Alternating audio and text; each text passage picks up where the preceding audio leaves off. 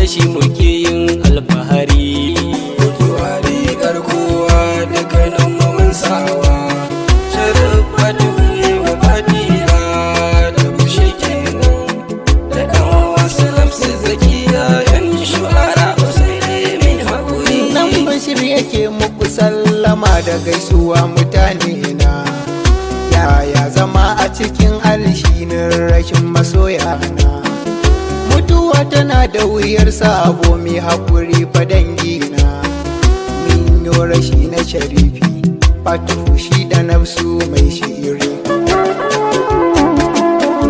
Lallai hakika min yi rashi na kwarai abin duba, kasuwar Sharifai har biyu gunmu ba wasa ce ba, sai dai mu ɗau haƙuri jama'a dan ba mai makawa ce ba.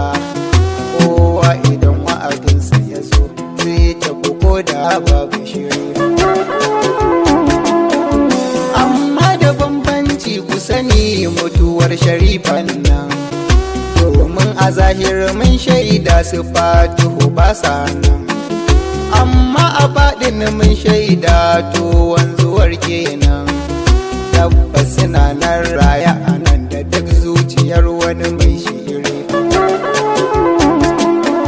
Su mutuwa a gare su kwarai fa ba damuwa ce ba, domin suna da garanti ba 'yan wajen gida ne ba. Amma rashin su gare mu a nan fa ba soyuwa ne ba, domin zamansa a wannan duniyar rabbi ke sassauta